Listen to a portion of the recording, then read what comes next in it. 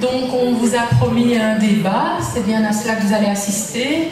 Le débat se passera à la fois entre les invités qui sont sur l'estrade ici devant vous, et il y aura une partie évidemment d'interactivité avec vous. Vous pouvez poser des questions.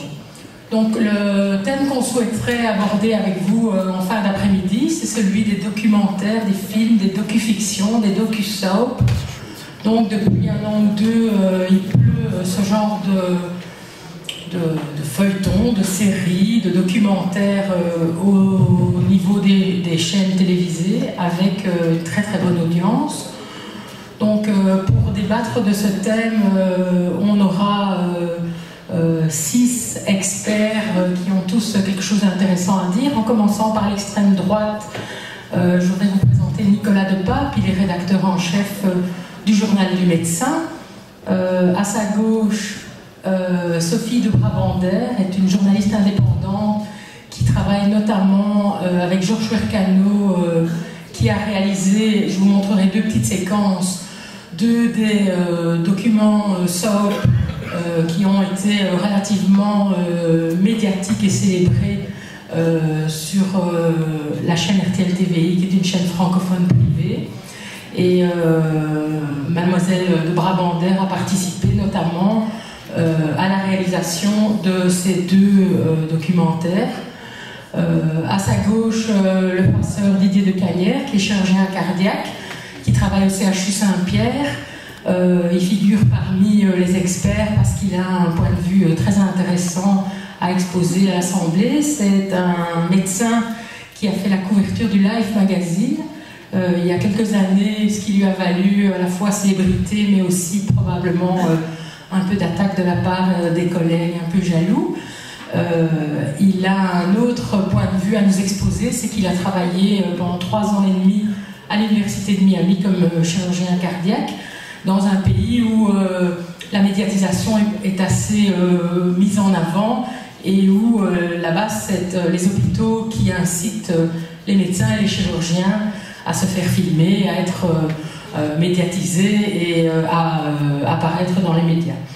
À sa gauche, c'est monsieur Tim Powell, qui est journaliste à la VRT, en charge de l'éthique professionnelle.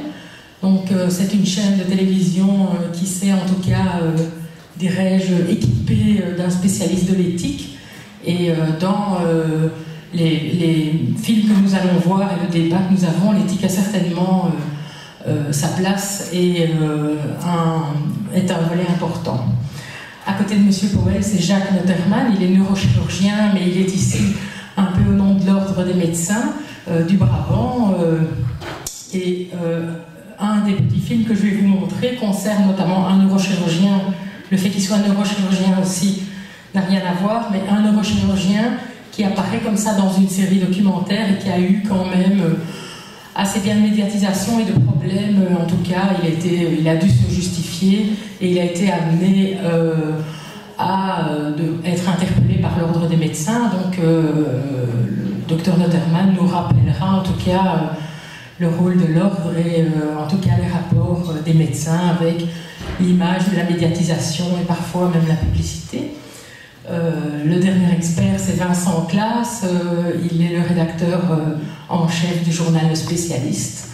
Et donc, en guise d'introduction, je voulais vous montrer, d'abord je ne souhaitais pas qu'on discute pendant longtemps de savoir est-ce que c'est un documentaire, une fiction, un docu-fiction, un docu-soap. Donc en fait, un documentaire, c'est un film où les gens jouent leur propre rôle dans la vie, alors qu'une fiction, ce sont des films où la réalité n'est pas nécessairement incarnée par les personnages, mais par d'autres. Alors, je vais vous montrer 3 courts extraits de 3 documentaires différents. Le premier, ça s'appelle Un cœur qui bat. Ça a été filmé en 2011 en France par la chaîne Antenne 2. Vous verrez que là, c'est une vraie docu-fiction, c'est-à-dire qu'il y a des personnages, des acteurs. Donc il y a une actrice qui joue le rôle d'un personnage qui s'appelle Maud, qui est une jeune femme institutrice qui présente une malformation cardiaque et qui doit subir une greffe cardiaque. Donc c'est un reportage, vous verrez simplement à peu près 2 minutes. Évidemment, le film dure 1 heure, il a eu un énorme soutien médiatique avec une image très très positive, notamment soutenu par le ministère de la Santé, estimant que c'était un docu-fiction qui en tout cas était très bien filmé, filmer les émotions sans rentrer dans la dramatisation, et en tout cas que c'était certainement un film qui avait beaucoup aidé à l'image de la transplantation, à l'explication, à l'information.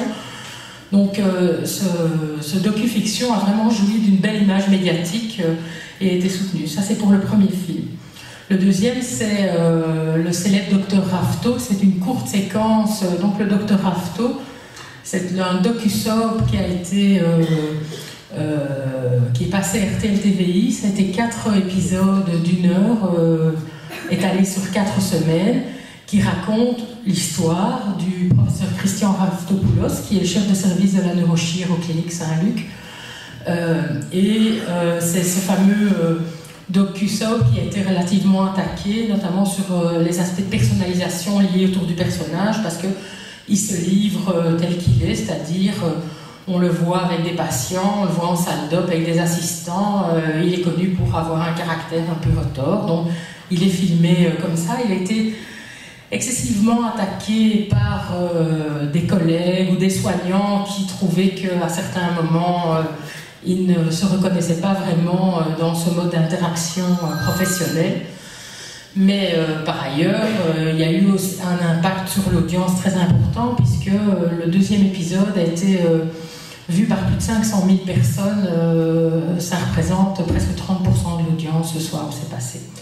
Donc la société de production qui a réalisé ce docu-soap a vendu après à la chaîne française TF1, qui a un peu remodelé les 4 épisodes pour en faire 2. Ça a eu aussi une très très bonne audience en France, puisqu'à TF1 ça a fait 1 500 000 spectateurs. Donc qu'on aime ou qu'on n'aime pas, ça fait partie du paysage médiatique. Ça a eu un impact, on en a beaucoup parlé, comme il y a eu comme ça beaucoup de positionnements et dissensions autour de caractères. Est-ce qu'il faut montrer quand on engueule l'infirmière en salle d'op ou pas? Est-ce que ça donne une bonne image du corps médical? Je pense que c'est vraiment un point important. Est-ce que ce sera une courte séquence? C'est en fait, si vous voulez, le film du lancement pour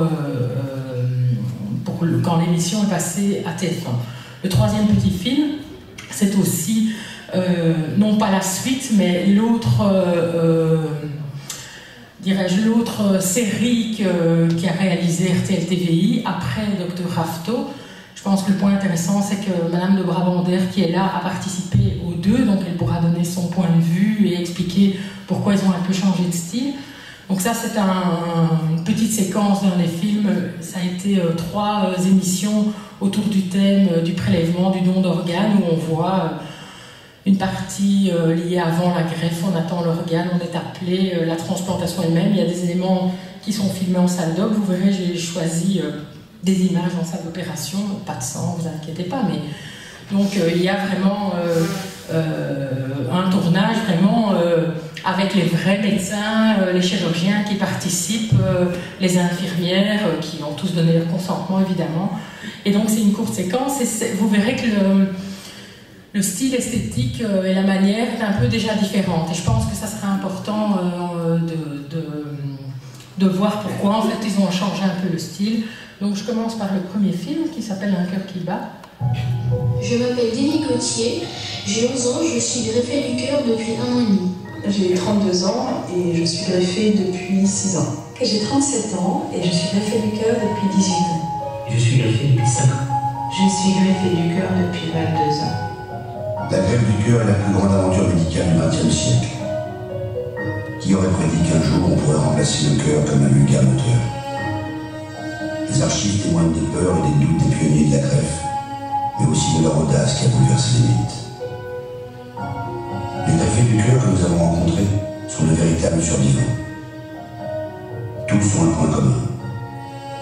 Ils vivent grâce à la mort d'un autre homme. Donner un cœur.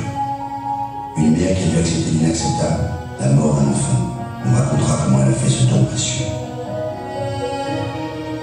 Dans la greffe et le don d'organes, Il y a des moments si dramatiques, si intimes, que seule la reconstitution par la fiction permet de les montrer. Pour la première fois dans un film, vous verrez deux visages d'une greffe du cœur. Celui du greffé et celui de son honneur. Une vie pour une autre. C'est une incroyable histoire que nous nous proposons de suivre.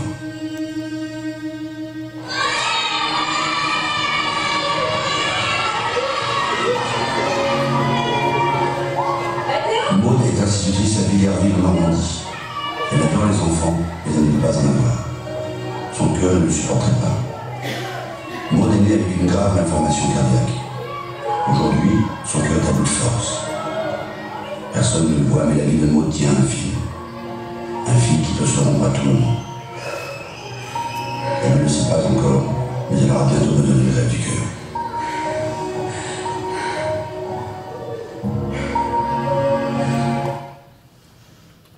Voilà.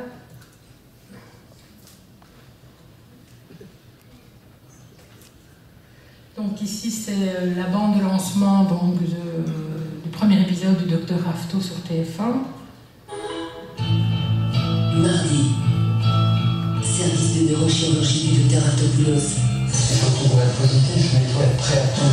Grâce à son talent, sa rigueur et sa persévérance, il est l'un des meilleurs de sa profession. Moi, ce que je vous propose, c'est de faire ce que je ferai à moi-même. Ah, c'est parti. De la première consultation au bloc opératoire, Ça va pas être facile, un début très fragile. découvrez un monde hors du commun. On travaille dans un orifice qui fait 15 mm. Ça a été un long combat. C'est finalement le meilleur résultat à ce jour. Dr Rafto, un documentaire exceptionnel, mardi à 23h15 sur TF1.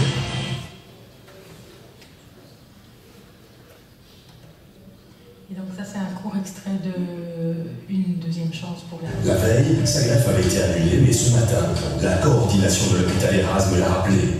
Un foie en bon état lui est destiné. Le compte à rebours vient de commencer.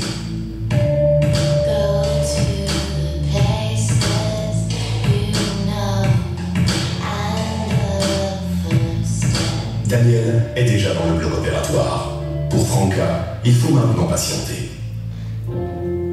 C'est quand même un prof étranger, et une opération quand même très dure.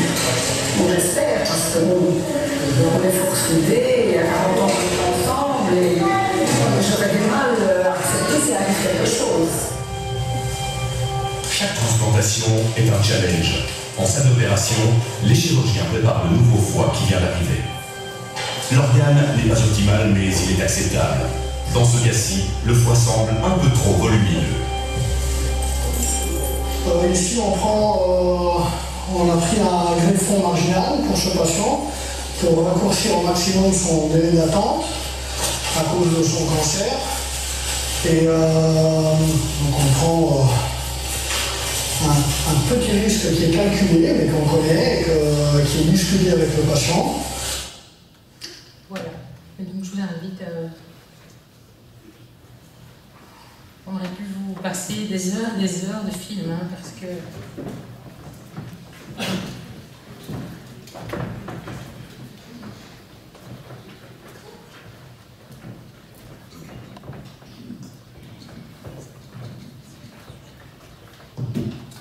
Donc je voulais peut-être commencer par vous, puisque on a montré un peu le fruit de votre travail, puisqu'on a montré 2 des 3 séquences auxquelles vous avez participé en tant que journaliste. Je l'ai déjà dit dans l'introduction, mais il y a en effet des notions sur la fiction, pas fiction. Finalement, Dr Rafto n'est pas une fiction, puisque tous les personnages sont vrais.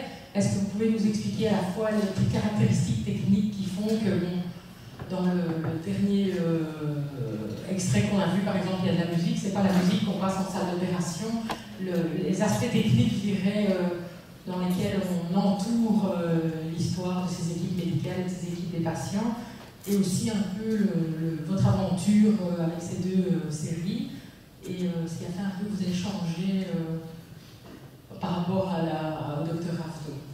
Comme vous pouvez remarquer, je suis...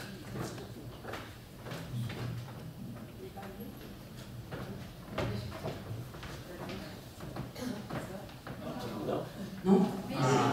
Voilà, donc comme vous pouvez le remarquer, je suis un peu seule contre tous. Hein. Donc je suis En effet, j'ai participé aux 2 aventures, Dr Rafto et Une deuxième chance pour une vie. Je pense que votre introduction était déjà complète, donc la différence entre un docu-fiction, on a vu un extrait, là on est dans un téléfilm en fait, où on rejoue une histoire qui a vraiment existé, et un documentaire, on vient avec une caméra et on demande à personne de rentrer, de sortir, on capte le moment présent, et ensuite on tourne des heures et des heures et des heures et des heures, et avec toute cette matière de base, après il y a la mise en forme, et c'est là qu'on ajoute la musique et qu'on ajoute certains aspects esthétisants pour que ce soit agréable à regarder, qu'il y ait un rythme.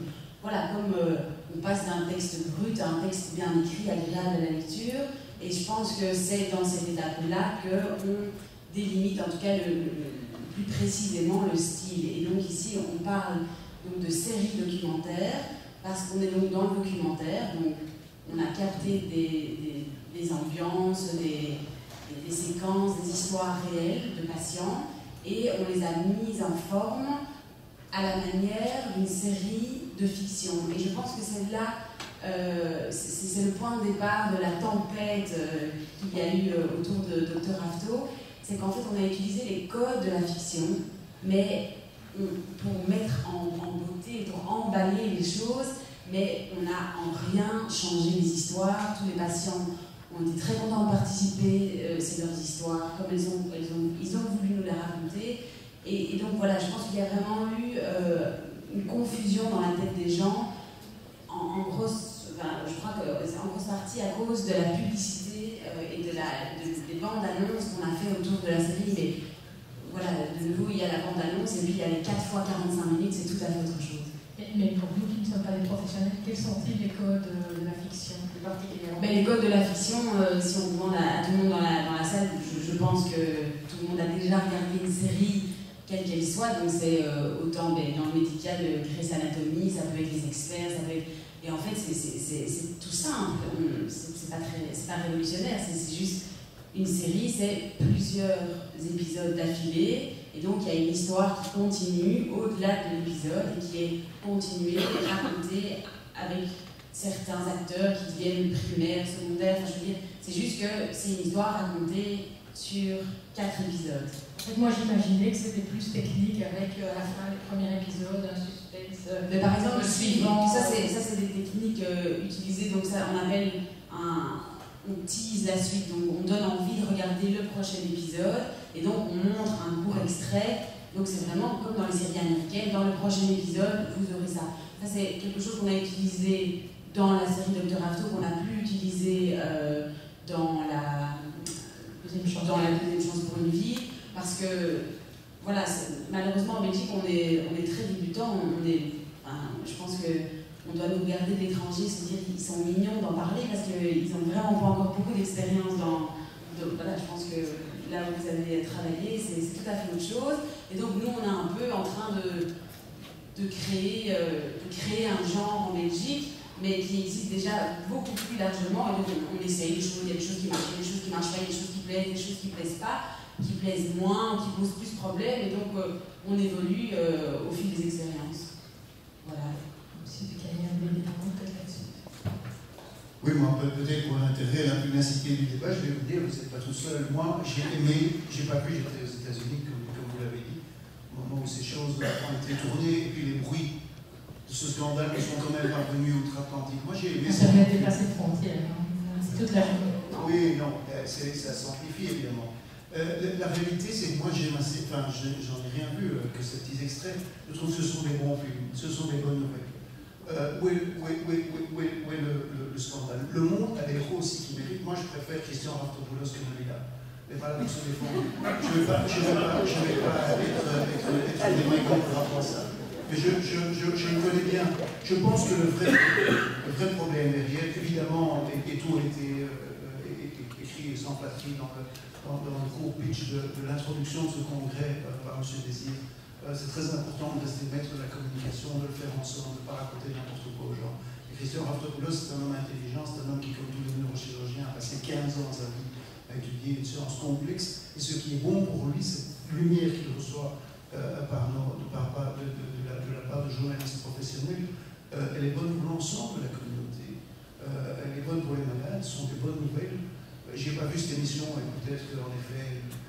trop en exergue une personnalité, c'est un ton royal d'énerver l'ensemble des collègues de la profession.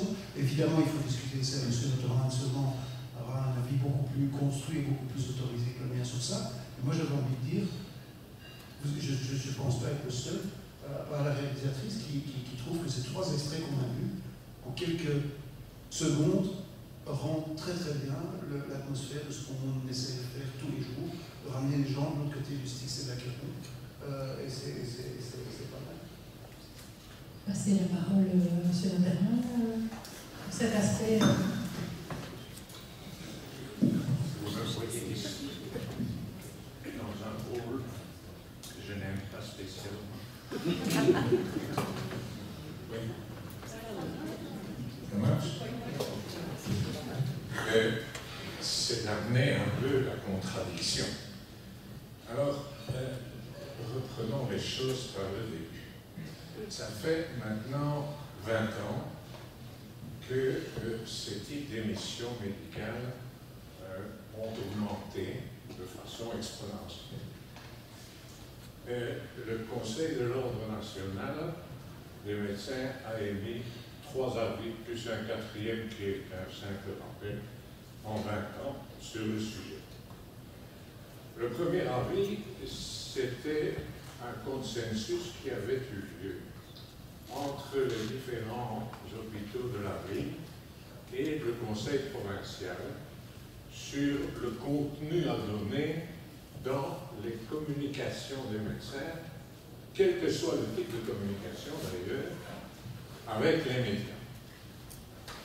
C'était un consensus qui valait ce qu'il valait, qui est à l'heure actuelle tout à fait obsolète, parce que depuis est venue s'insérer la loi sur les droits du patient d'une part, et en plus la possibilité de faire ce qu'on appelle de la publicité. Alors sur cette publicité, il faut d'abord s'entendre. Qu'est-ce que le Conseil national dit de la publicité? Eh bien, le Conseil national dit de la publicité que la publicité, c'est ce qui est du domaine public. Ce qui est du domaine public, c'est évidemment ce que le médecin fait, quelles sont ses heures de consultation, etc., etc. Ça, c'est une première chose. C'est très différent de la réclame. Elle, c'est un peu comme la réclame pour une poudre à laver. Ce n'est pas du tout comparable. La limite entre les deux, entre publicité et réclame, celle-là, elle est impossible pratiquement à définir de manière précise. C'est quelque chose du domaine du subjectif.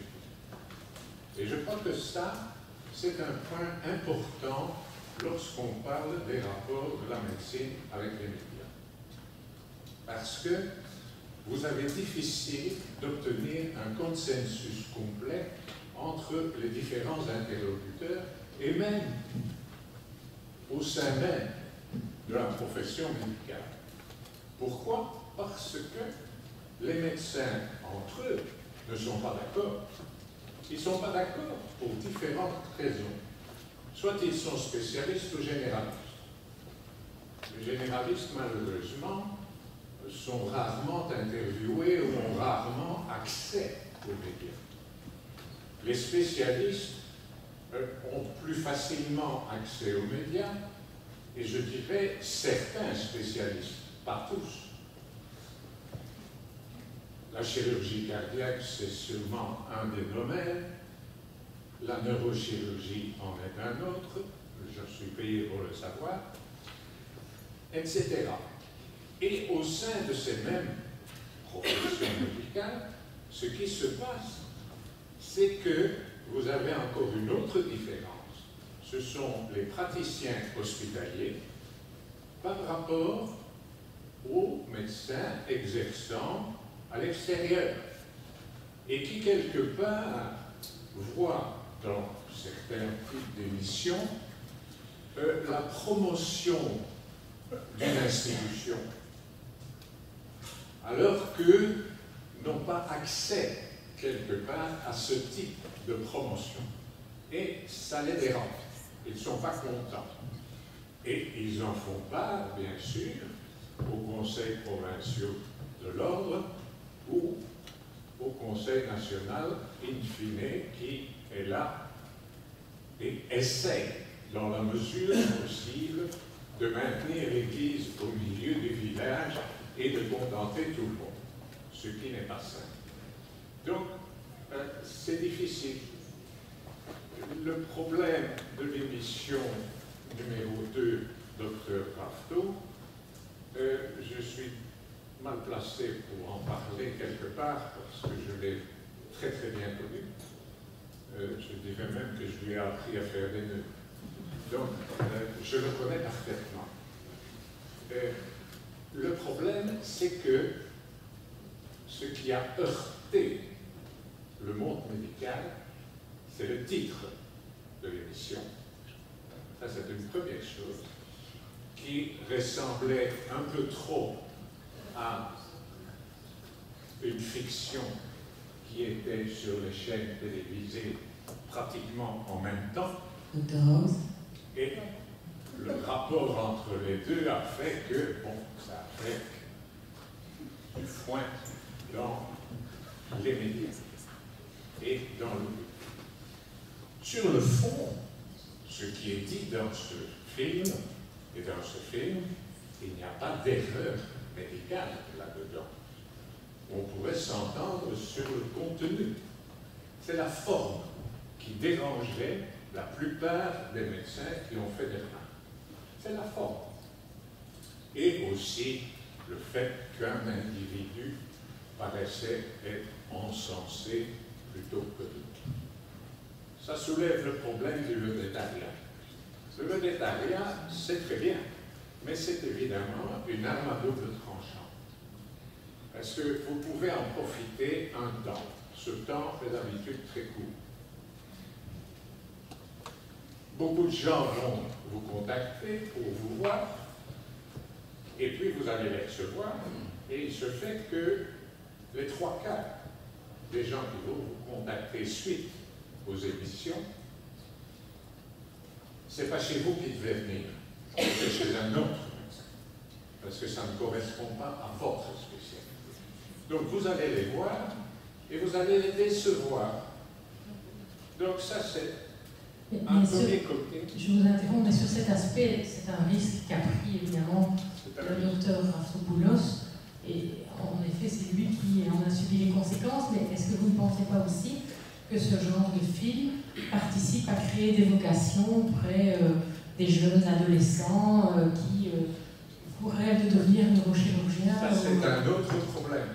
Ça, c'est un autre problème. Et là, bon, je pense qu'il y a peut-être moyen d'aborder cela, alors de manière tout à fait sous forme de fiction.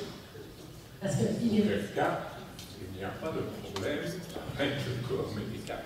En ce qui concerne les vocations, ça c'est très clair que les jeunes médecins qu'on rencontre nous disent que ce type de documents, ainsi même que les séries américaines d'ailleurs, les ont poussés vers la médecine. Donc ça c'est une évidence. Moi je rajouterais qu'il y a un côté humanisation de la médecine. Le caractère héroïque des médecins est renforcé. Je regarde pour le moment sur France 5 un reportage qui s'appelle Médecins de demain avec les internes. Et quand on voit la difficulté que c'est de devenir neurochirurgien, etc., je pense que c'est important que le public, que l'humanité, la médecine et son côté héroïque rentrent dans les chaumières. Donc moi, je suis aussi plutôt favorable à ce genre de choses, parce que ça compense largement les erreurs médicales qui, elles, sont aussi hyper médiatisées. Donc il faut une compensation. Il est vrai qu'il semble quand même avoir un petit côté paradoxal. Moi, je suis médecin, chirurgien. C'est vrai que les soignants et le corps médical regrettent souvent un manque de reconnaissance, de considération, même le fait d'être estimé en disant oui, les gens trouvent que c'est beaucoup plus héroïque d'être un joueur de foot que d'être un chirurgien qui se lève la nuit. Et donc c'est vrai que quand on travaille à l'hôpital, pas vraiment dans une fonction de soignant, il revient quand même souvent d'abord le burn-out, vous entendez, mais aussi un manque de reconnaissance, pas simplement par les autorités de l'hôpital ou les collègues qui n'appartiennent pas au corps business, mais aussi par l'extérieur de l'hôpital et par l'opinion publique. Et puis vrai que je pense que ce qui est un peu dérangé dans le Dr Artaud, c'est un peu le côté personnalisation. Moi, je n'ai pas appris à faire des nœuds, mais il m'a un peu appris aussi à en faire, donc je le connais, je l'ai un peu connu il y a longtemps. Je n'ai pas regardé les 4 épisodes, mais il est comme ça, quoi. Je veux dire, c'est un médecin, tout le monde l'a vu, il est beau garçon, il a une aisance sociale, il dit ce qu'il pense, et donc je n'ai pas eu l'impression que c'était surjoué. J'ai déjà vu d'autres reportages avec des collègues qui étaient mis en scène où je trouvais qu'ils en faisaient un peu trop, mais bon, c'est vrai que le rythme, la musique, quand on voit sur la dernière image, il a l'air d'avoir des muscles comme Popeye, alors qu'il est simplement musclé, mais pas comme ça, donc il y a une petite partie de mise en scène. Mais je pense que ce qui a surtout dérangé, c'est le côté personnalisation autour de lui. Et finalement, je ne suis pas sûre que les gens qui étaient le plus tristes, c'était les généralistes qui n'ont jamais l'occasion de s'exprimer, mais peut-être des collègues directs, parce que c'est une spécialité chirurgicale relativement élitiste. Ils ne sont pas beaucoup en Belgique. Et il y a quand même une concurrence à la fois sur le recrutement, les résultats et la médecine, mais sur l'image aussi. La neurochirurgie, je pense que ça reste une spécialité vécue en termes d'image comme de haut vol, comme la chirurgie cardiaque, comme la transplantation. Et donc c'est vrai que les gens ne vous regardent pas de la même façon. Pour la petite histoire, moi j'ai fait pendant 10 ans la transplantation, et maintenant, comme j'ai une fonction plutôt de gestion hospitalière, j'ai voulu garder l'activité chirurgie, mais je suis proctologue. Vous imaginez, pendant 10 ans j'ai greffé des reins, maintenant j'examine l'anus, donc évidemment dans l'opinion publique, quand j'explique mon métier, ce que je fais à des gens qui ne sont pas dans le secteur médical, je me rends tout à fait compte qu'ils ne me regardent pas du tout de la même façon. Quand je disais avant, moi je fais des greffes de reins, bon, c'est super. Puis quand je dis je suis proctologue, je vois bien que je ne suscite pas le même sentiment dans le regard. Donc c'est clair qu'il y a aussi, je pense, une question d'image liée au fait que c'est pas pour rien que les films que je vous ai montrés sont autour de la transplantation. Et je voulais juste, je vois que ça éveille déjà des questions, mais quand même un peu donner la parole avant à M. Powell, qui lui donc a une fonction quand même de gardien d'éthique dans une chaîne de télévision belge, et je voulais avoir un peu son point de vue, si ça s'était passé dans sa chaîne de télé. Je me rends compte que je suis un peu l'espèce exotique dans ce débat, non seulement parce que je suis le flamand de service, mais aussi parce que je suis en fait le manager beroepsethiek. Je vois que c'est une très bonne idée de la part de la VRT d'entamer une telle initiative, non seulement parce que c'est un job incroyable à faire, mais surtout parce qu'on donne un signal. On donne un signal au monde politique, on prend les questions éthiques aussi. On donne un signal interne. C'est très important parce que souvent, et ça peut vous surprendre, la concertation interne dans l'entreprise manque sur les questions éthiques. Et on donne un signal au public, pour tous ceux qui sont concernés dans les éditions, il y a quelqu'un qu'on peut contacter. Si ça vous gêne pas trop, je continue en néerlandais. Parce qu'il n'y a que des francophones. Het belangrijkste dat ik zou willen benadrukken is de dialoog. De VRT heeft al zeer lang dit soort van dingen gedaan. Soaps over ziekenhuis. Geen fictie, denk ik, tenzij het me is, geen docu-fictie. Maar wel docu-soaps. De essentie is de dialoog. Wat er zou gebeuren wanneer wij zoiets doen, hoop ik, is dat er met mij contact wordt opgenomen en dat we met een ziekenhuis een zeer duidelijk akkoord sluiten. Wat zal de toon van die serie zijn? Waar ligt de nadruk op? Maar ook om heel veel praktische dingen te beslechten. Wat doen we met de rechten van patiënten die geen personage zijn, maar die toevallig gefilmd worden? Wat doen we met familieleden, nabestaanden van iemand die overlijdt in de reeks? Wat doen we met, in welke mate heeft een patiënt die wel een personage is in die reeks, in welke mate heeft hij het recht om nog te stoppen? Om op het laatste moment te zeggen, ik wil niet meer. Of het recht om bepaalde beelden eruit te halen en te zeggen, nou, dat vind ik niet goed. Over dat soort dingen moet je vooraf een duidelijke afspraak hebben met die ziekenhuizen. En ik denk dat de dialoog daarin belangrijk is, waarbij, en dat is wat ik in mijn job merk, de karikaturen wederzijds soms zeer groot zijn. Zeker niet alleen met de medische wereld, maar bijvoorbeeld ook met het gerecht om wat iets te doen, waar men al heel gauw denkt dat de media 1 niets anders dan sensatie zoeken, 2 bestaan uit schurken die alleen maar denken aan kijkcijfers. En omgekeerd zijn er veel reportagemakers die denken dat de tegenpartij alleen maar moeilijk doet om moeilijk te doen. En het is die dialoog die interessant is, en het zijn die duidelijke afspraken die interessant zijn, maar daarbij moeten we wel de hoofd van de bijzaken een beetje onderscheiden. Mijn pleidooi zou zijn, zeg niet per definitie nee tegen het genre, maar stel je eisen en ga in dialoog. Kom je niet tot een akkoord, goed, dan niet, hè? Maar stel je eisen en wees ook niet karig in je eisen. Je hebt geen verplichting om mensen alles te laten doen. Als die afspraken duidelijk zijn, en je hebt een afspraak over de tonen, je hebt mensen die je kunt vertrouwen, dan is er geen enkele reden om dit niet te doen. Ik heb hier niets gezien dat mij op zich choqueert. Ja, en de hoofdzaak is ook niet de titel van de reeks. Of ga je dan achteraf misschien patiënten krijgen die eigenlijk niet aansluiten bij je specialisatiegebied. Oké, dat kan. Maar moeten we om die reden zeggen dat een menselijk gelaat geven aan een ziekenhuis en verhalen vertellen, die tenslotte verhalen zijn waar we allemaal mee te maken hebben. Want de kans is groot dat we allemaal in ons leven in een ziekenhuis terecht gaan komen. Dat we dat hele genre dan moeten afschrijven om het inderdaad maar te laten aan die gevallen waarin we eens over de medische wereld spreken omdat er iets is fout gelopen. Dus ik zou zeggen, schiet het genre op zich niet af. Ga de dialoog aan. In het geval van de VRT kan u mij contacteren. En ik denk dat het wel degelijk mogelijk is om dat op een serene manier te doen met duidelijke afspraken. Mais justement, nous on a réalisé Dr Rafto à Saint-Luc et Deuxième Chance pour une vie dans l'hôpital Erasme.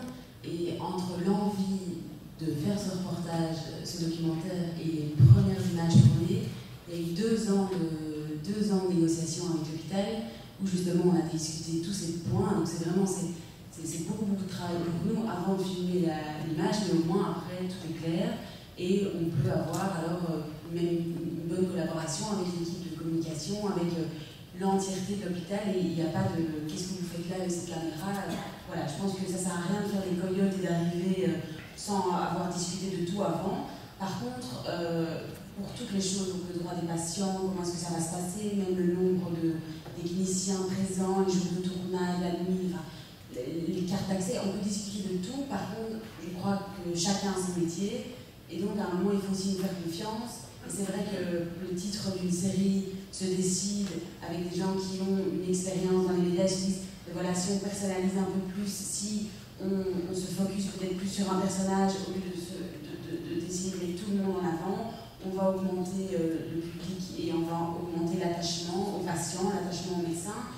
Et c'est une manière de raconter les choses. Je pense qu'un bon livre s'écrit avec un personnage principal, ou en tout cas quelques-uns, mais on ne peut pas écrire un bon livre avec 50 personnages qui s'enchaînent, on s'y perd. Et pour Erasme, on avait beaucoup discuté de ça et de notre volonté, et de toute façon, on n'a même pas dû ne pas le faire parce que le service du docteur Raftopoulos, il est chef de service, mais nous là, on a couvert l'ensemble donc le foie, le rein.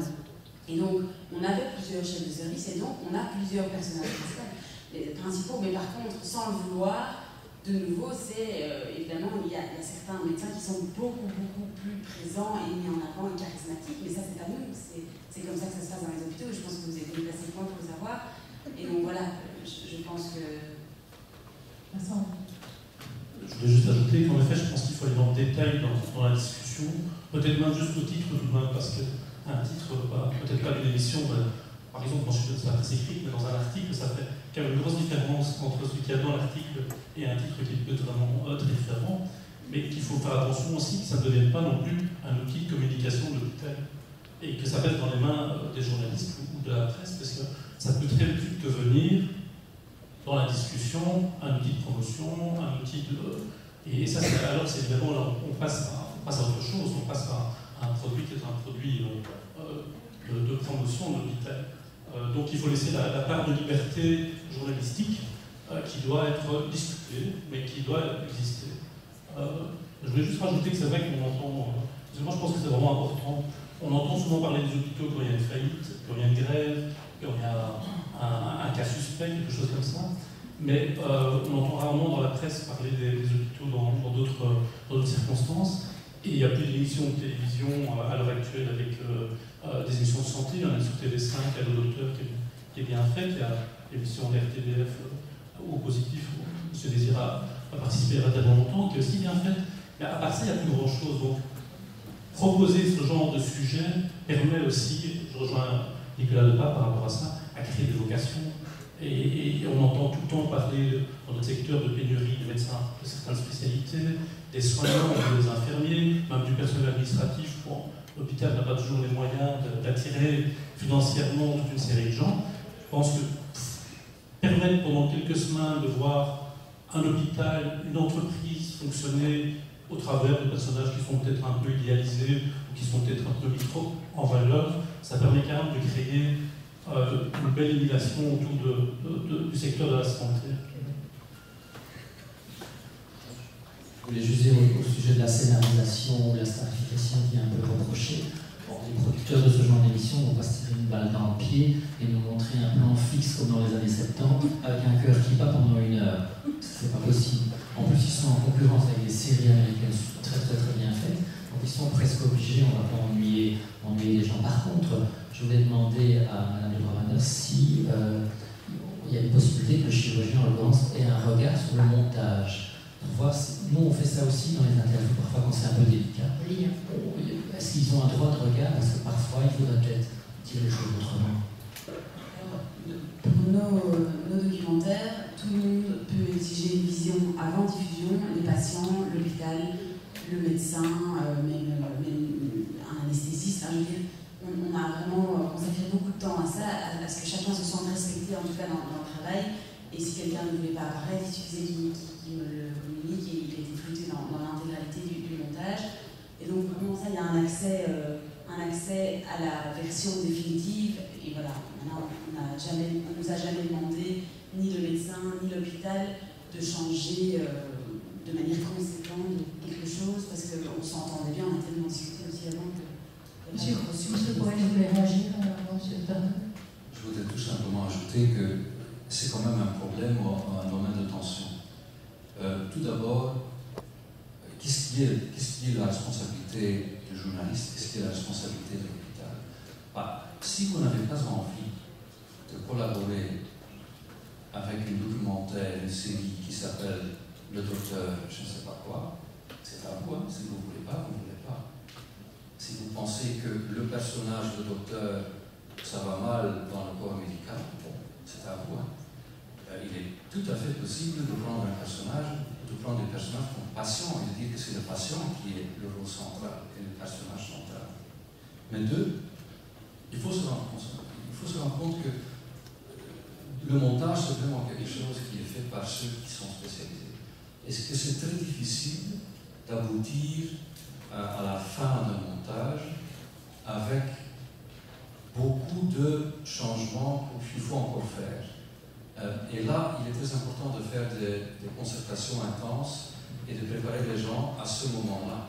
Parce que s'il y a vraiment quelque chose de grand, on le fait. C'est compréhensible. Mais si on va entrer dans une discussion, je veux le comme ça, on va changer un petit peu, c'est pas praticable. Ça ne va pas. Et là, dans la concertation en avance, je veux entendre que ça a vraiment été bien préparé. Dans cette concertation, il est très important que vous avez une bonne idée de ce qui est encore possible à la fin. Mais hors de ça, je crois qu'il y a toujours des possibilités pour faire de la télévision. Monsieur Bernard, vous voulez réagir? Oui, je voudrais revenir sur ces deux documentaires que tu as présentés, les deux derniers. Il y a quand même eu une différence importante entre Dr Artaud et Monsieur. Et manifestement, dans le deuxième de ces documentaires, il n'y a pas de remarques qui ont été faites dans le monde médical. Personne ne se plaint. Personne ne se plaint. Donc, c'est quand même qu'il y avait quand même une différence entre les deux. Il y a eu des commentaires aussi. Je ne dis pas que ça doit faire plaisir à tout le monde. Il faut tendre à ce que tout le monde y trouve son but. C'est pas facile, mais je remarque que les concertations ont été meilleures, je pense, dans les dernières présentations. Mais ça, je crois que Mme de Brabander l'a bien dit aussi. Le premier, c'était aussi le premier. Donc, la deuxième, il y avait déjà une expérience. Le public aussi, le monde médical avait déjà aussi vécu la première série. Donc, je pense qu'il y a aussi un effet d'atténuation. Mais c'est pas le même sujet. On a suivi 4 services à Erasme et on en a suivi 1 à Saint-Luc. Le caractère de la personnalisation est en fait, fort. Je veux dire, les journalistes, on est que des intermédiaires. On ne change pas la réalité. Donc, c'est vrai que si quelqu'un maintenant décide de ne pas participer, un patient change d'avis, nous, on n'a rien à dire. On n'a rien à dire. On ne va jamais exercer un pouvoir de journaliste. On n'en a pas. Je veux dire, donc, on n'a rien à dire. On est juste des intermédiaires. Donc, évidemment, la manière de travailler est un peu différente parce que, voilà, c'était des années où c'était notre deuxième série documentaire, mais on a vraiment travaillé d'une autre manière avec Erasme parce qu'on a suivi plusieurs services, mais on aurait pu appeler le documentaire d'Erasme Dr Rondet. Je veux dire, la différence est très petite. Hein, je veux dire, voilà. Et donc, est-ce que, monsieur, vous avez regardé l'intégralité des 2 reportages? Vous avez regardé l'intégralité des 2? Oui. Donc voilà, vous le savez, c'est pas la même chose. Et Erasme a fait 5 fois moins de téléspectateurs que Dr Rafto. Voilà. Donc, ça c'est clair, c'est un point important, c'est ce que l'opinion publique aime, voilà. Et ce que les auditeurs aiment. Alors le débat, c'est qu'on met du médical en prime time à la télévision, c'est tout à fait autre chose, je veux dire. Mais en tout cas, c'était pas le... Là, je peux vous rejoindre. Je comprends que pour vous, alors, c'est scandale. Je crois que c'est quelque chose qui est raté, mais que c'est moins intéressant. Oui, ok. C'est que tout le monde doit s'y retrouver. Dans la mesure du possible. Je voulais juste... Et je crois que les points de vue sont difficiles à concilier et qu'il faut essayer que le plus possible que tout le monde s'entende. Surtout au départ. Surtout au départ, sur le contenu, sur le rôle des patients, parce que c'est très important. Bien les avertir du rôle qu'ils vont jouer et de ce qu'on va dire sur eux, s'ils sont bien conscients de ce que cela peut entraîner au point de vue de leur vie privée, professionnelle, que c'est important. Il y a des gens qui peuvent perdre leur boulot parce qu'on va dire que le traitement qu'il subit est un traitement palliatif, par exemple. Donc, il faut faire très attention. Mais humainement, je suis tout à fait d'accord avec vous, mais ça rend les choses.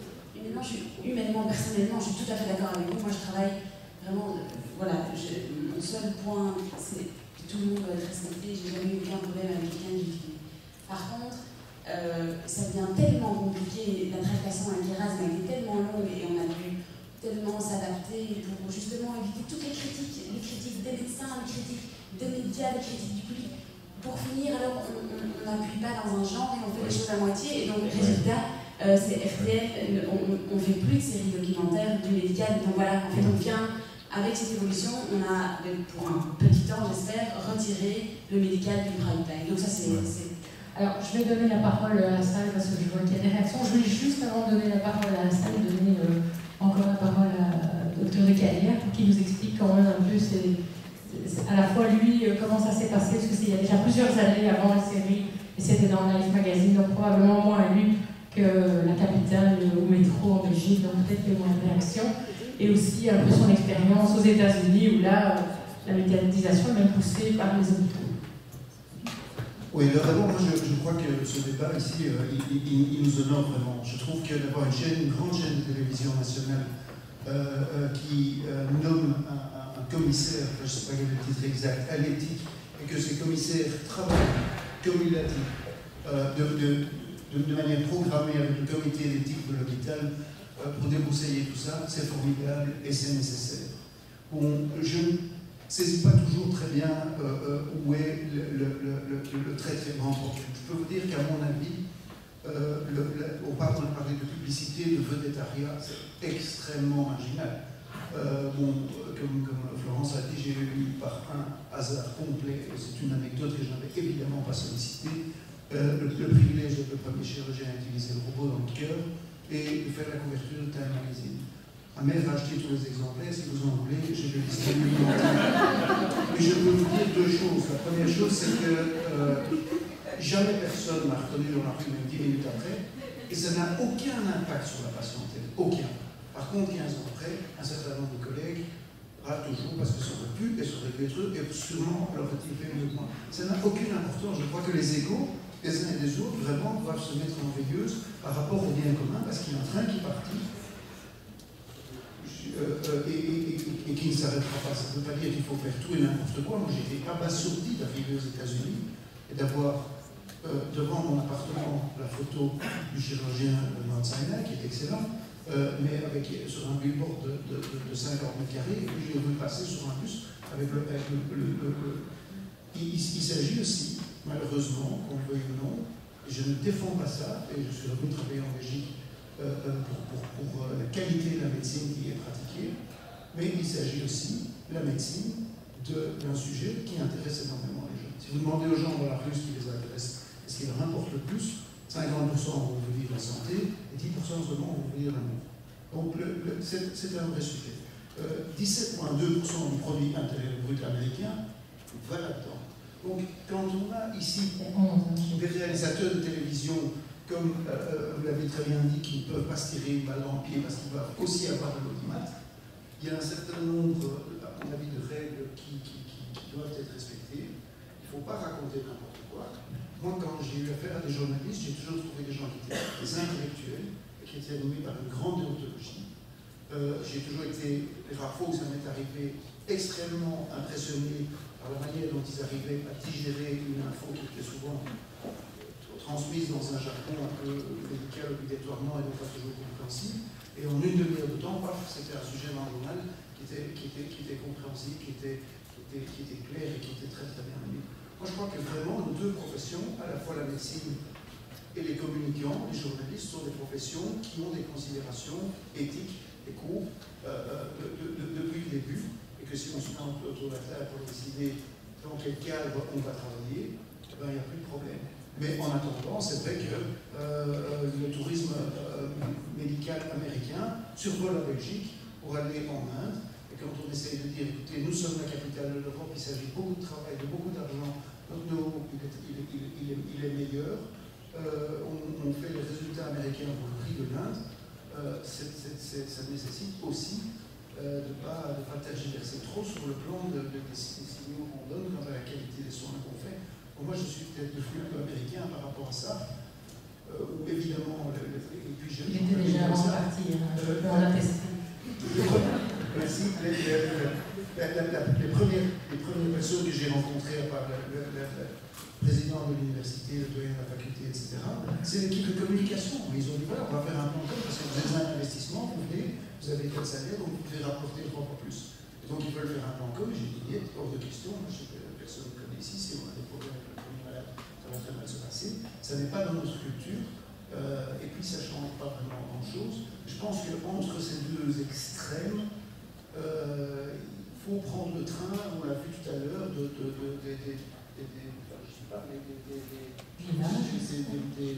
médias nouveaux et de dire que notre médecine en Belgique, elle est très forte. Elle est très forte et que les gens doivent parler avec la... On va donner la parole à Sam. Est-ce que vous étiez le premier?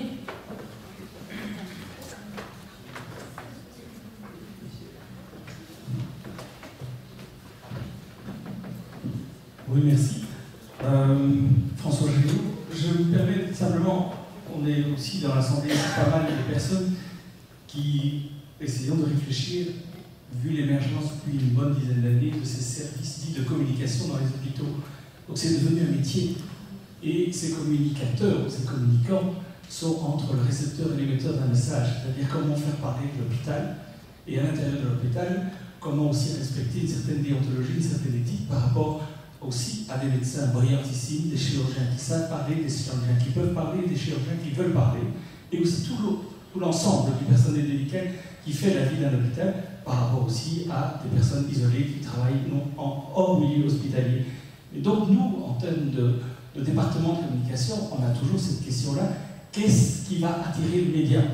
Est-ce que c'est on n'a pas besoin de vous parce qu'il y a un scandale et il y a un mort et il faut justifier communication de crise, on l'a vu ce matin. Tiens, on a des choses merveilleuses dans l'hôpital qui se passent, comment attirer les médias? Et le chirurgien ou le spécialiste ou le médecin qui a fait telle technique, il aimerait tant parler, mais les médias ne l'intéressent pas, peut-être pas maintenant et tout. Alors, il y a peut-être aussi des solutions intermédiaires. C'est de prendre les hôpitaux comme cadre de tournage. Et donc, il y a des demandes. Est-ce qu'on peut venir tourner un film chez vous? Est-ce qu'on peut venir tourner une série chez vous? Parce qu'il y a une belle chambre, parce qu'il y a un beau service, parce qu'il y a sans doute plein d'atouts bénéfiques. Mais nous sommes aussi dans les départements de communication à l'écoute de ce que veut une presse intelligente et qui travaille dans le sens de la bonne information, et aussi avec nos moyens de se dire mais comment communiquer de façon intelligente avec toute l'équipe médicale et tout l'ensemble d'un hôpital. Je pense que la question, elle est là. Quels sont les outils qu'on va mettre en place en fonction d'une demande et d'une offre? Vincent, s'il y avait une recette, je la montrerai, mais donc il y en a pas, je pense. Par rapport à la communication, comment attirer les médias à s'intéresser à un hôpital. La seule chose que je peux dire, c'est de mon expérience, c'est quand même 20 ans que je suis dans le secteur, c'est que les services de communication des hôpitaux ne doivent pas penser qu'ils font simplement de la communication dans le sens marketing.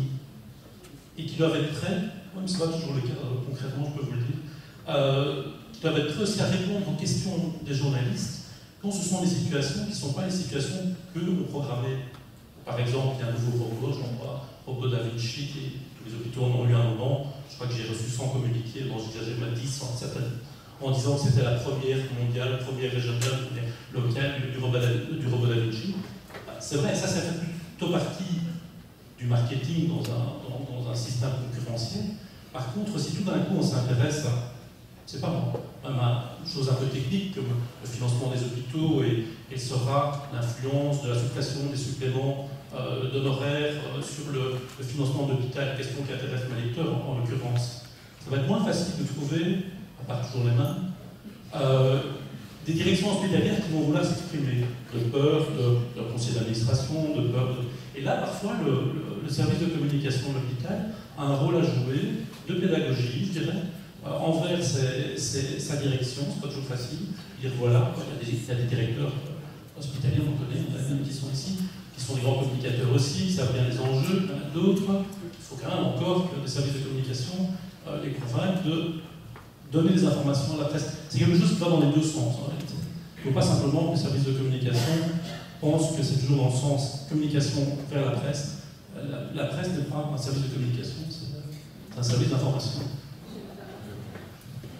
Oui, j'aimerais une petite réponse. Un des problèmes qui se pose et qui est majeur en tout cas pour moi, c'est que la culture de la communication au sein du monde médical, elle est affamante. Les médecins sont de mauvais communicants en général. Ça, c'est tout à fait clair. Et ça se voit aussi bien dans les hôpitaux qu'en d'autres. Et de là viennent aussi des difficultés pour les services de communication hospitaliers, s'il y en a. Parce qu'il y a le médecin directeur aussi qui intervient. Alors, il est bon communicant ou il ne l'est pas. S'il ne l'est pas, le service de communication se trouve là, assis entre deux chaises. C'est très ambigu si le médecin directeur n'est pas bon communicant. Donc, c'est toute une éducation à faire, je crois, du monde médical. Et ça, je parle en propre chapitre, si je puis dire. C'est de savoir communiquer. Parce que, à l'heure actuelle, sans communication, ça devient de plus en plus difficile de trouver votre place dans la société. Si vous vous renfermez sur vous-même, vous n'avez plus aucune chance. Une question, monsieur Désir, vous aviez levé la main. Merci, c'est pas une question, c'est d'abord une remarque à l'adresse de Madame de Brabander.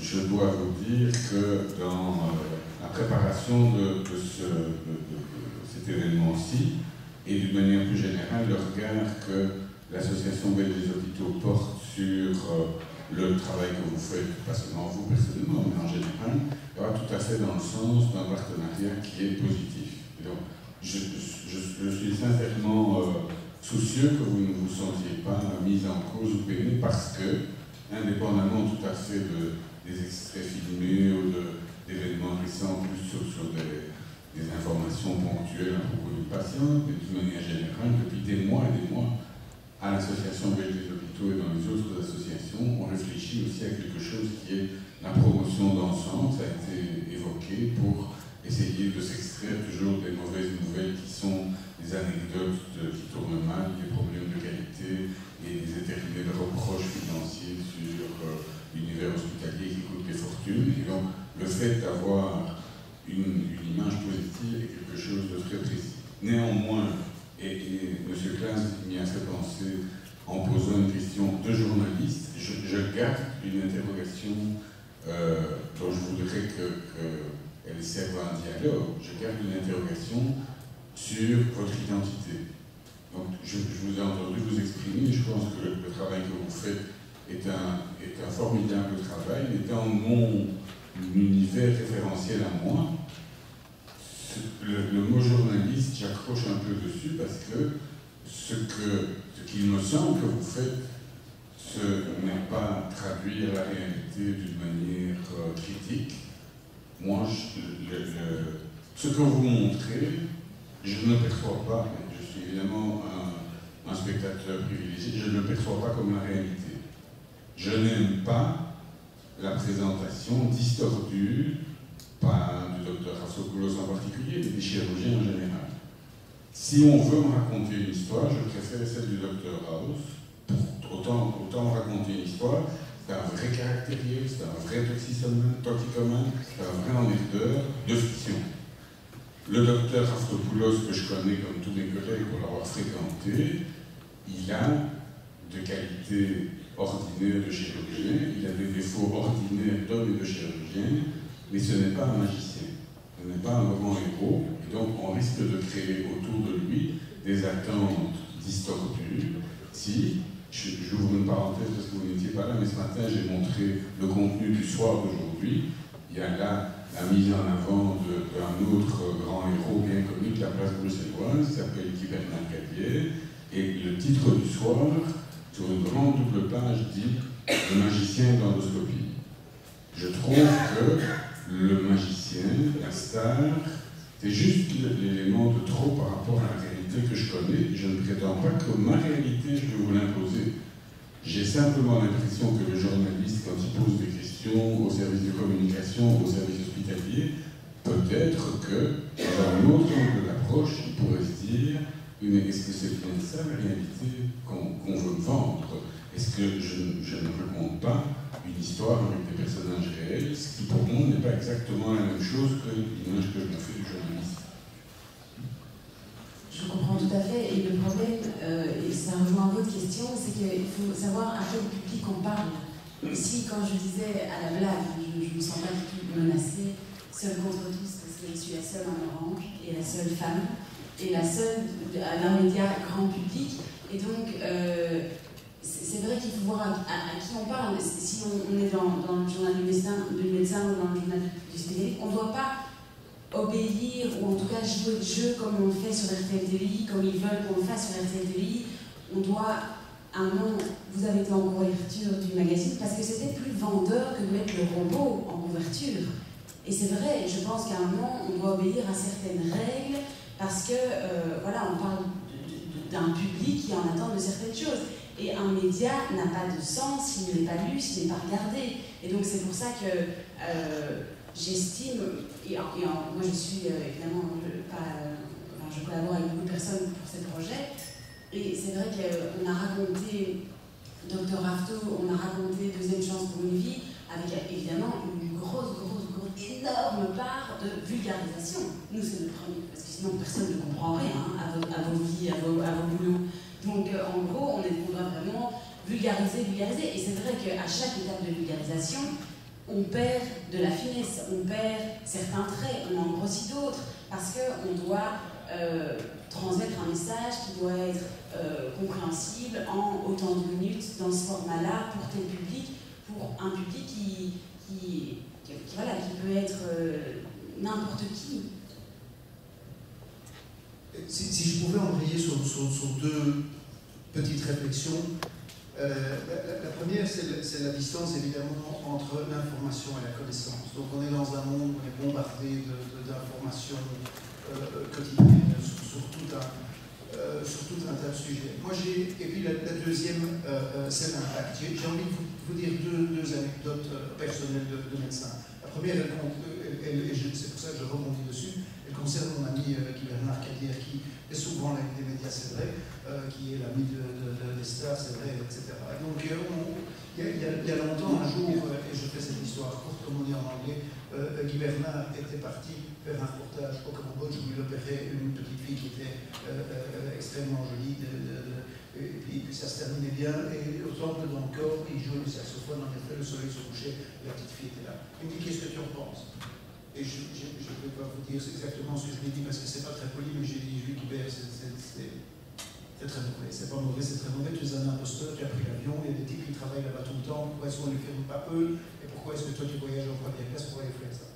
Et puis j'ai vu ce reportage le jour de Noël, et bon, je suis un petit peu émotif, et c'était bouleversant. C'était bouleversant, c'était juste bien, c'était juste parfait, et Guibert a récolté à travers ça des fonds pour des bonnes raisons. Je crois que aussi, en tant que public, quand vous avez 16 ans, vous avez une idée, une vision, un idéal qu'on a tous partagé. Tous ceux qui ont fait ça, on a plus ou moins perdu ou non. Mais si on veut être efficace, à un certain moment, il n'y a que les cours qui comptent. Et pendant une petite période, vous êtes directeur d'un grand hôpital universitaire à Bruxelles, moins d'un petit service. Ceux qui veulent être à bord de nos projets doivent être à bord de nos bons projets aussi. Ils doivent les soutenir, c'est du chantage, mais ce sont des bonnes forces motrices. Et là, les médias démultiplient aussi l'impact de notre action. Donc je crois qu'il y a cette frontière qui est extrêmement ténue, dans laquelle, encore une fois, je crois que les égos des uns et des autres, une fois qu'on a compris que voilà, ça n'a rien à voir avec une star de cinéma, on ne doit pas être mieux payé pour ça. Que c'est transitoire, mais ça vous donne aussi un impact un peu plus grand. Et Guy Bernard, comme vous, comme beaucoup de gens qui sont rassemblés ici, c'est un gars qui, d'une certaine manière, a un impact. Donc ça, je crois que c'est quelque chose de très important. La deuxième anecdote, très rapidement, par le hasard des choses, on était, ma femme et moi, parmi les tout premiers, vraiment c'était le hasard, à partir à Haïti. 2-3 heures après le tremblement de terre, parce qu'on était là, on avait rien d'autre à faire, et qu'il y avait des avions qui partaient forcément, puisqu'on était tout près. Et puis on s'est retrouvé avec des passeports belges, parce qu'on n'avait pas encore de passeport américain, donc on ne pouvait pas revenir sur le sol américain, donc on était coincé là avec une bouteille d'eau et un t-shirt. Donc on a passé un temps très difficile là-bas. Moi j'ai fait des amputations à beaucoup d'enfants là-bas, ce que je n'avais pas fait depuis 25 ans comme chirurgien. C'était des moments assez difficiles. Et puis on a été obligé de revenir en Belgique et un ami journaliste qui avait été traité dans le service nous a téléphoné en disant on apprend pour revenir d'Haïti, on fait une émission spéciale, est-ce que vous voulez participer à ça? Et c'était un débat de conscience très important. C'était un débat de conscience très important parce qu'à Haïti, on a vu des gens d'un courage et d'une résilience extraordinaire. Je ne vais pas vraiment vexer dans mélodrame sur le débat, mais après avoir mis une sonde de rivière dans le thorax d'un petit gars de 18 ans sans anesthésie et sans qui bronche, et avoir amputé sur l'anesthésie locale des enfants de 3 ans, je peux vous dire que vous regardez ce peuple différemment. Et donc, on n'avait pas envie de témoigner des choses négatives sur ces gens à ce moment-là. Et on s'est dit que si on disait ben, ça va bien, les gens retournent au champ, dorment ensemble, ils ne se battent pas, pour les sacreries, etc., on allait donner un signal qui pourrait être contre-productif, ce que veut le peuple. Et donc on a refusé ce débat. Donc, encore une fois, dans un souci, pas de la vérité journalistique pure et dure, comme les gens qui font votre métier très souvent veulent l'appliquer, dans un souci d'efficacité par rapport au but final.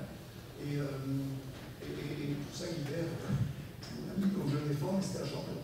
Non, mais le point sur Guibert, en fait, tu n'as pas vu, mais il écrit le magicien. Et bon, le magicien, il n'est pas un magicien. Non, il a beaucoup de talent. C'est ça, en fait. En fait, magicien, pour vous, c'est pas un magicien parce que vous êtes médecin et en fait, c'est juste un bon médecin. Pour quelqu'un qui n'a jamais fait la médecine, qui n'a pas dans son entourage quelqu'un qui peut lui expliquer la médecine, quelqu'un qui va à l'hôpital et qui pense qu'il va mourir et qui sort de l'hôpital, je ne sais pas quelle est la spécialité de ce médecin, mais et qui pense qu'il va mourir et qui sort de l'hôpital, qu'il est guéri, il retrouve ses enfants et il a à nouveau devant lui 20 ans. Pour lui, il a croisé un magicien, mais c'est pas du tout. Enfin, il faut pas voilà quand Raftopoulos, et encore on en a coupé des séquences où on dit vous êtes mon Dieu, mais c'est parce que les gens, dans ce moment-là, dans leur vie, ben oui, en fait, c'est vraiment. Je pense parce que vous interprétez les choses en tant du point de vue du monde médical, mais vraiment, honnêtement, c'est complètement différent.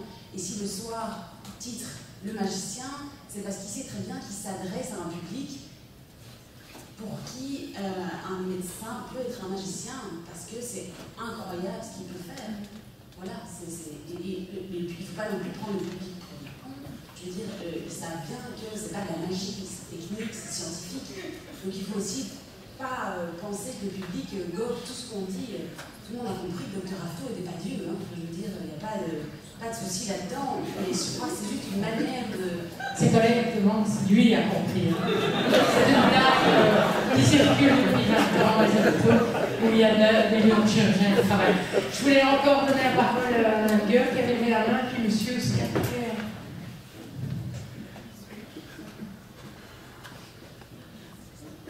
Bonjour. Je voulais juste revenir à l'origine de la démarche de ce feuilleton. En fait, comment se sont opérés les choix en termes d'institutions dans lesquelles vous êtes rendus, en termes de médecins que vous avez sélectionnés pour jouer le premier rôle? Et alors, deuxième question, est-ce que suite à ces premiers épisodes, vous avez eu des commentaires ou des demandes peut-être d'autres institutions pour se mettre en avant? Et est-ce que vous avez des projets à venir du même type dans d'autres endroits? Donc des projets à venir, non, parce que voilà, je pense qu'aujourd'hui en Belgique, on n'est pas prêt et il faut qu'on trouve un meilleur terrain d'entente pour travailler, pour que les chaînes soient contentes de leur audience et que les hôpitaux se sentent respectés. Donc je pense que des débats comme ça, il y en aura encore avant que, en tout cas, nous, on refasse une série médicale sous cette forme-là. Les institutions, oui, on a quand même, en général, plutôt un accueil positif quand on dit voilà, on a envie de faire quelque chose de positif.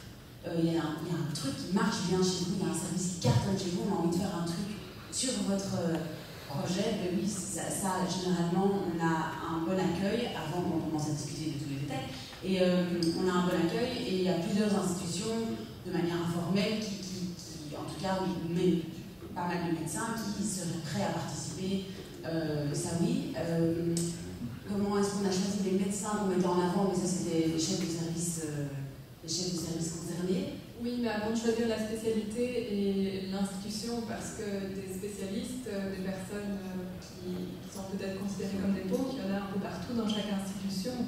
Donc, si c'était quand même des sujets de la neurochirurgie et la greffe d'organes, qui sont quand même des activités qui ne se font pas dans tous les centres, alors pourquoi on a choisi Dr Rafto parce que M. Brocchi était probablement pensionné, sinon... Oui, enfin, Et la greffe d'organes, évidemment, il y a 3 centres où on la pratique en Belgique francophone, c'est à Liège, Lucerne-Montgobine, Erasme, donc voilà, il y avait moins de causes. Évidemment, si c'était un reportage sur la pédiatrie, par exemple, il y aurait plus de... Mais bon... il faut savoir aussi qu'il n'y a pas que les médias télévisés. Hein. Il y a en effet une renommée des médecins, on l'a vu ce matin. Avant d'ailleurs, la réputation des médecins était plus sur la renommée que sur un peu maintenant la communication. Et donc c'est vrai que quand vous avez des affections de chirurgie cardiaque, neurochir, où en effet pour vous faire greffer un foie, les gens n'hésitent pas à prendre leur voiture. C'est un peu différent quand ils ont une croûte, hein, donc malheureusement, le cœur, le cerveau, tout ça reste des disciplines qui ont un niveau de prestige et en tout cas qui sont liées aux émotions. Même entre nous, les médecins, on rigole quand je vous ai dit, franchement, les gens me regardaient différemment quand je faisais de la transplantation, depuis que je suis devenue proctologue, j'ai pas changé. Juste un mot, c'est pour le magicien, c'est de la notoriété pour ceux qui ont été peignés de ne pas avoir été sollicités par RTL et la RTBF, etc. C'est ça qui s'est passé. Bon, il suffit d'un mauvais diagnostic de ces stars et demain ils seront au JT sans aucun effort et leur réputation est par terre, donc c'est la fragilité aussi de ces héros. Il y a encore une question, monsieur après, vous aurez la dernière parole. Oui, voilà, bonjour à tous. Je suis un des nombreux responsables de communication d'hôpitaux présents dans la salle et je voudrais bien revenir sur ce que M. Désir disait tout à l'heure. Ça semble un peu décousu, mais c'est vrai que j'aurais bien intervenir tout à l'heure. Mais ici, j'aimerais bien intervenir par rapport à ce que M. Désir a dit. Je voudrais simplement lui dire que face à une crainte d'une demande d'un journaliste et évidemment par rapport à ses intentions réelles qui peuvent être dissimulées sous une demande, je dirais, formelle, relativement sympathique, je dirais simplement qu'en fait, il faut faire confiance aux responsables de communication de l'hôpital en question. Il faut se tourner vers un service de com, puisque je crois que parmi les experts qui travaillent dans un hôpital, je crois que le rôle du responsable de com, c'est aussi de faire de la veille. Et je crois qu'on a beaucoup parlé aujourd'hui de veille numérique, de veille sur Internet, mais on fait aussi de la veille face à la presse écrite, audiovisuelle. Et je pense qu'on a, chacun ici dans la salle, des contacts presse et on sait à qui on a affaire. Quand on reçoit un coup de fil d'un journaliste, on sait en fait quelle est la personnalité de ce journaliste en question et on sait très bien quel traitement il va faire d'une information. Moi, j'ai aucun problème à répondre positivement à une demande de Vincent Claes ou une demande de Nicolas Depape. Par contre, je suis beaucoup plus prudent face à des demandes plus précises d'autres organes de presse. Et je pense qu'en fait, le corps médical, face à une demande journalistique, doit se tourner vers l'expert de la maison en termes de relations presse qui est, à mon sens, le service de communication. Voilà. Une autre remarque. Une dernière question, madame, vous allez lever la main.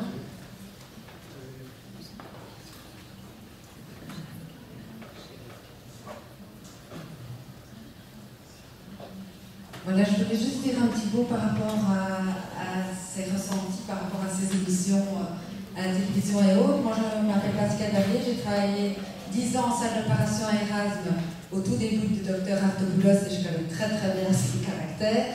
Et maintenant, je m'occupe de toute la communication d'un groupe d'hôpitaux avec des médecins qui sont plutôt indépendants, donc avec une médecine plutôt personnalisée. Et je pense qu'en fait, ce qui se passe aussi, c'est que vous l'avez très bien dit déjà dans le titre, l'un c'est docteur Artaud, l'autre c'est une deuxième chance. Là, on parle d'un personnage qui soigne et de l'autre côté, on parle plutôt des patients. Et aujourd'hui aussi, ce qui se passe, c'est qu'on évolue vers des médecines et des approches beaucoup plus multidisciplinaires autour du patient. On dit tout le temps qu'il y a toute une équipe, on essaye de mettre ça en avant. Je crois que tous les directeurs comme des hôpitaux parlent un peu la même langue. Et alors, ça peut heurter que justement, là, on mettait en avant un personnage, on a gommé les infirmières, elles étaient si par ignorées mais maltraitées, ce qui est dommage parce que c'était l'occasion aussi d'attirer les jeunes infirmières, c'est un métier qui est difficile à promouvoir, donc c'était une occasion d'aussi valoriser ce métier-là. Les anesthésistes, ils sont un peu dans l'ombre, on n'a pas vu ce qui se passait vraiment avec les médecins des soins intensifs et tout ça. Or, partout dans le langage, on est une équipe et il n'y a plus personne qui s'en sort sans l'équipe. C'est le message qui veut passer partout. Alors là, j'ai l'impression qu'il y avait un petit décalage entre l'émission qui était centrée sur un personnage héroïque et qui est de la fiction et qui peut être comme ça si c'est une vraie série comme tous les jeunes adorent, et la réalité de terrain, où là on est un peu perdu parce que où est l'équipe. Et je pense aussi que ça peut créer des frustrations par rapport à des milliers de patients qui veulent après se faire soigner par leur docteur et qui malheureusement ne peut pas soigner tous les patients, quelles que soient les raisons. Voilà, je vous laisse souligner juste ce petit mot. Mais votre remarque, c'est vrai, je pense que vraiment ce qui a posé problème dans l'opinion publique et dans la profession médicale et soignante avec le docteur Artaud, c'est le côté personnalisation. C'est vrai, en même temps, en effet, dans Dr House, c'est une histoire qui se passe dans un hôpital avec une équipe et il est clairement au centre de l'histoire. Et c'est probablement ce qui a déplu un peu. Bon, on a beaucoup discuté là-dessus aujourd'hui. Ça reste quand même, et ça il faut aussi entendre ce que nous a dit Madame de Brabander, c'est que c'est ça qui a fait de l'audimat. Et donc c'est vrai que si on se positionne du côté de l'ordre des médecins, des patients, mais en effet, un média, on ne fait pas un journal pour ne pas être lu, les émissions, elles doivent faire de l'audimat, sinon il n'y a pas de moyen pour les faire, on ne les fait plus. Et donc, ce qu'on peut quand même avoir à l'esprit, c'est que finalement, l'opinion publique ne fait pas attention et ne recherche pas les mêmes choses que les gens qui se retrouvent dans ces films. Bon, il y a des émissions célèbres autour aussi maintenant de la cuisine et des restaurants, avec des marmitons qui sont très malheureux, parce qu'on voit aussi tout le temps qu'ils se font maltraiter en cuisine par des grands chefs. Donc, c'est en effet toute la difficulté de la réalité, de la fiction, avec quand même une volonté, je pense qu'il ne faut pas le cacher, quoi, de prendre des codes de l'un pour l'autre et inversement, et donc ça introduit de la distorsion, de l'interprétation personnelle. Les gens qui aiment le show adorent ça, et les gens qui sont très attachés à la définition des mots trouvent ça vraiment très difficile, et donc on sent bien qu'il y a pas de consensus par rapport à ça, et que ça reste quand même ce que les gens aiment.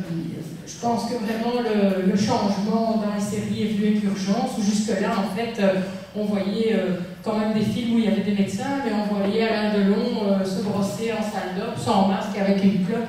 Ça n'est jamais arrivé nulle part, on a même des chirurgiens fumeurs.